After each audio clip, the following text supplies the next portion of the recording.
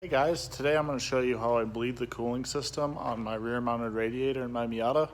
Also, we're going to be changing the thermostat. So if you look down there, I have AN fittings welded onto the thermostat housing. I'm going to try and do this without removing that fitting because they're kind of a bitch. Don't forget a drain pan because this shit makes a mess. And I'm not trying to make a mess. But I'm going to be using a Mr. Gasket 160 degree thermostat. Stock is a 187, I think. I'm just trying to get this to run a little cooler. Mine is just 210s, which should come off really easy.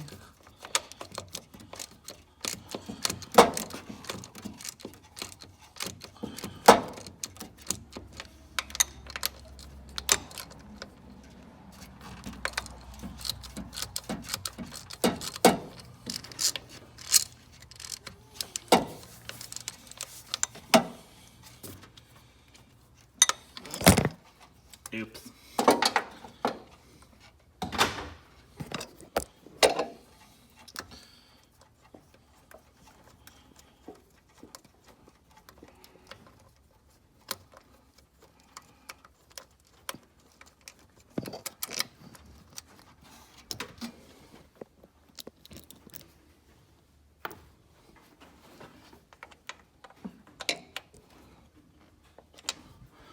Top one's still a little tight.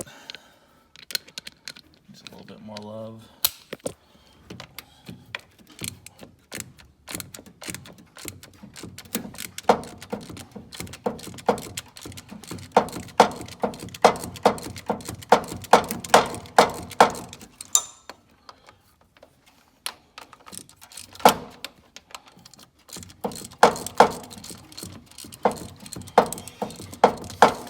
Pretty sure there's just air in my cooling system, but I'm gonna do this anyways.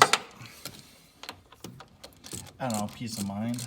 There's probably 3 events on this thermostat, not 4.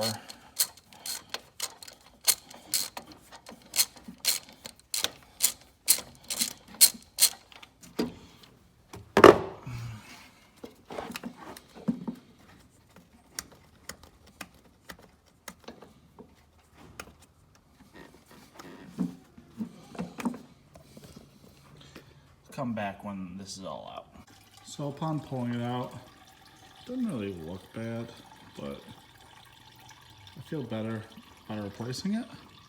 And I did have coolant in here.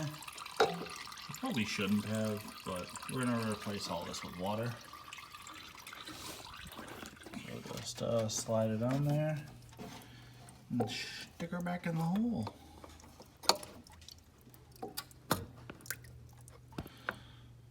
Which, pretty self-explanatory. I'm gonna bolt this on and check back up with you.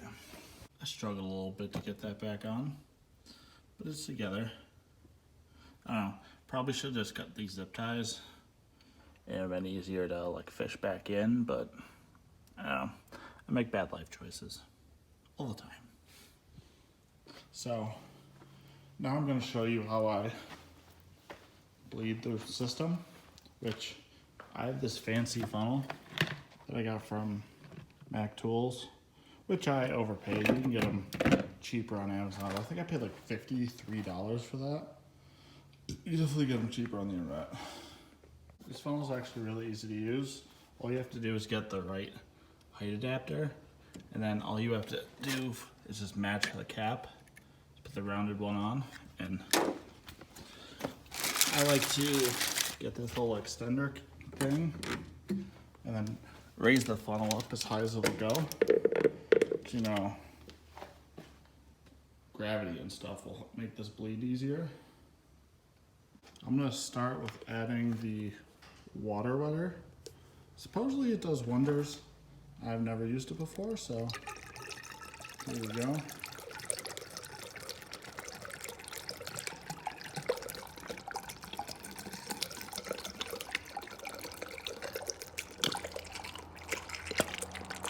Stuff's kind of goofy colored.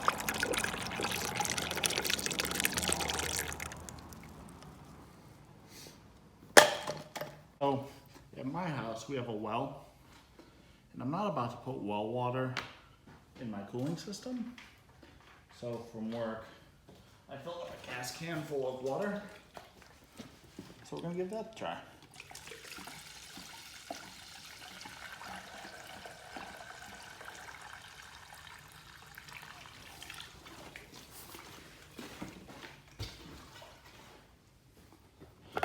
Once you have your funnel full, you go to the front and the steam port line, which is this guy right here, we're gonna disconnect,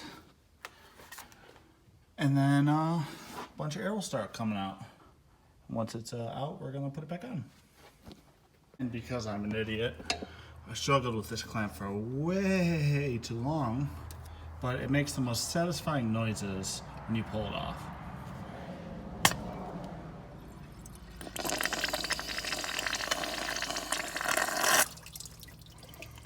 So that's how you know stuff's going through. The car's not running. The car just bleeds itself. It's pretty cool.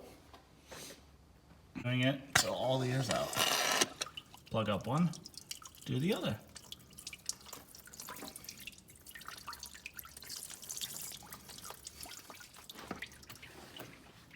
She's a bit of a squirter.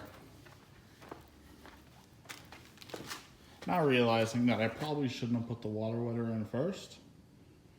But hey, you live and learn. So, pretty sure I have most of the air out now.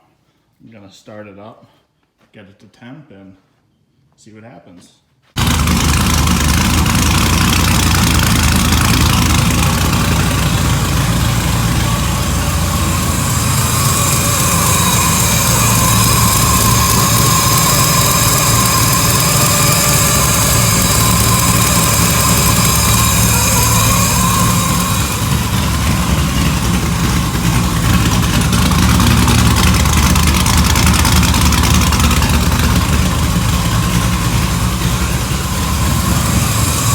Okay, so after fighting with it for a while, I ended up having to pull that line off, and there was a lot more air in it. The temps were climbing up to like 200 and just kept going and going and going, so I killed it. Pulled the line off, there was a bunch of air, and then put the line back on and started it again, and like temps went to like 165, then stayed there. So my cooling system is now the way it should be. Hopefully it stays that way, because at mid-val, like I'd do a run and like it'd get to 230 and I'd sit for 5-10 minutes, and then it would bring it down to 200, but it would stay at 200. So there had to have been air in there somewhere. What got in there? I don't know. My plan is to add like a ball valve so I can like bleed the system with like not having to take that line off. But that's a project for like the winter, because I don't really want to deal with it right now. So yeah, thank you for watching, and this weekend we are going to the Fall Matsuri. It's 3 days of drifting, so hopefully I take some video so you guys can see not only my car but Nick's car and Brian's car on track. We'll see. Hey guys. They don't speak English. Like, comment, and subscribe, and watch some more of our videos.